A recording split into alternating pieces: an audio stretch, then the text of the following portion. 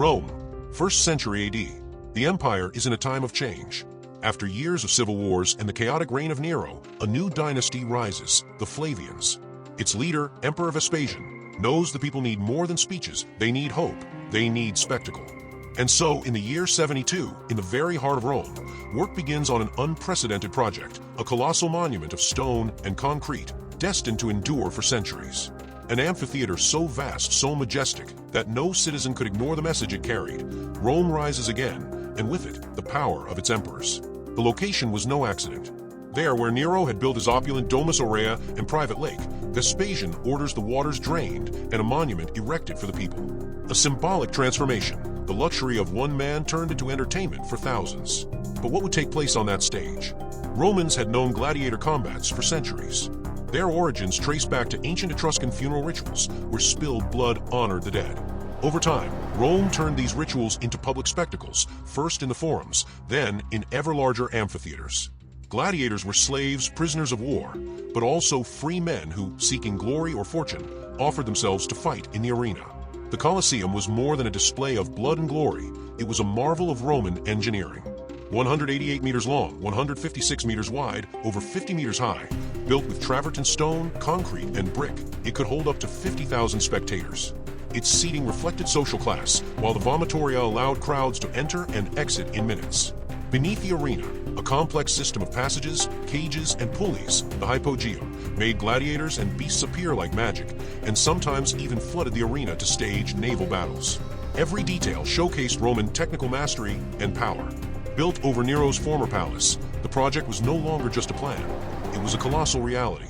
With the construction complete and the stands ready to welcome the people, anticipation swept through the city. And then came the year 80.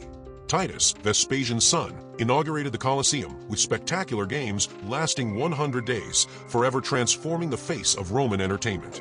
In the arena, blood and glory mixed, gladiators fighting to the death, exotic beasts from Africa and Asia, public executions, even naval battles using sophisticated flooding mechanisms.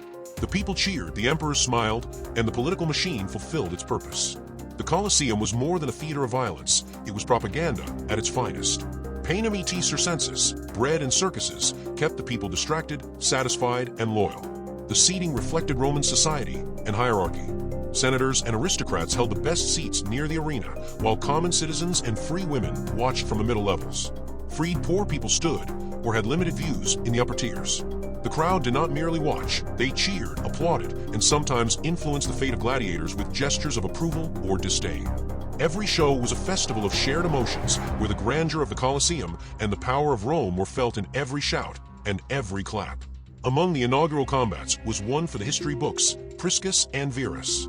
Two highly skilled gladiators fought with such equality, strength, and endurance that the battle seemed endless. Finally, and to everyone's surprise, both threw down their weapons simultaneously, surrendering to each other. Emperor Titus, moved by their courage, declared them both victors and awarded them the rudis, the wooden sword symbolizing freedom. A unique ending, two gladiators winning together, a symbol of honor and glory that still echoes through Rome's memory.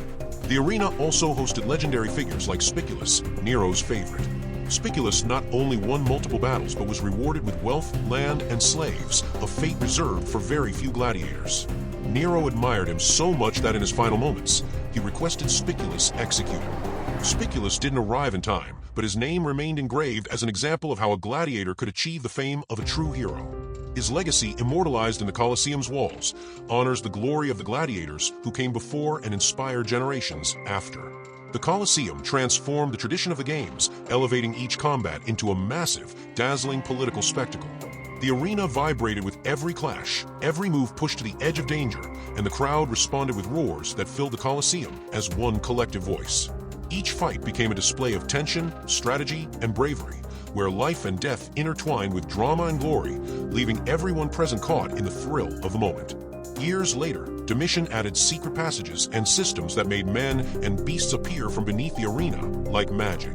Every stone, every arch, every cheer in the stands reminded the people of Rome's greatness and the absolute power of its emperors, forever cementing the legacy of the gladiators who fought there.